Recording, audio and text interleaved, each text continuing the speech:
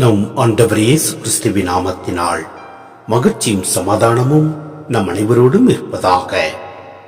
எபேசியர் 4:17-24 முடிய.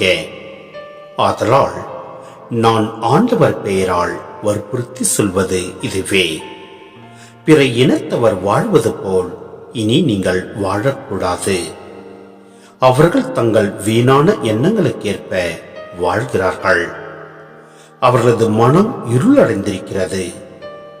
அவர்களது பிடிவாத உள்ளத்தின் விளைவாய் ஏற்பட்ட அறியாமையின் காரணத்தால் அவர்கள் கடவுள் தரும் வாழ்வுக்கு புறம்பானவர்களாக இருக்கிறார்கள். அவர்கள் உள்ள மறுத்து போய் பேராசை கொண்டு ஒழுக்கக்கேடான செயல்கள் எல்லாம் ஈடுபட்டு தங்களை காம வெறிக்கும் உட்படுத்தினார்கள். ஆனால் நீங்கள் கிறிஸ்துவை பற்றி கற்றறிந்தது இதுவல்ல. உண்மையில் நீங்கள் இயேசுவை பற்றி கேள்விப்பட்டதும் கற்றறிந்ததும் அவரிடம் உள்ள உண்மைக்கேற்பவே இருந்தது.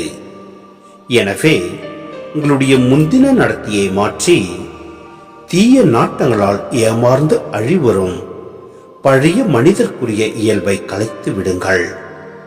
உங்கள் மனப்பாங்கு புதுப்பிக்கப்பட வேண்டும்.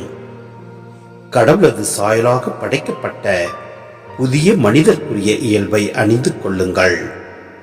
அவ்வியல்பு உண்மையான நீதியிலும் தூய்மையிலும் வெளிப்படும்.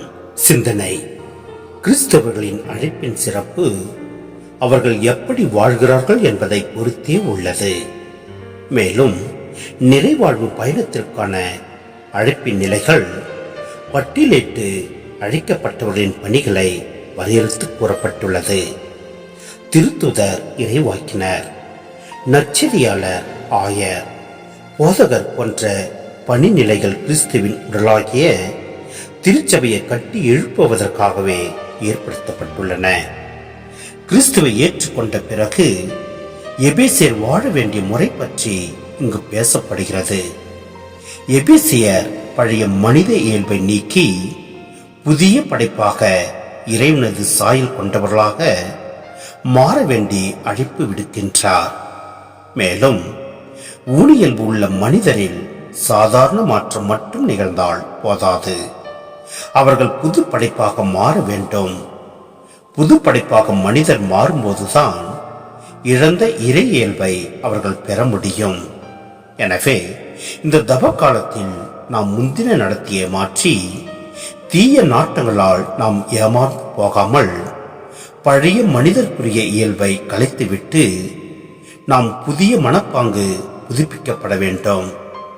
கடவுளது சாயலாக படைக்கப்பட்ட நாம் புதிய மனிதர்க்குரிய இயல்பை அணிந்து கொள்வோம். அவ்வியல்பு உண்மையான நீதியிலும் தூய்மையிலும் வெளிப்படும். ஆமென்.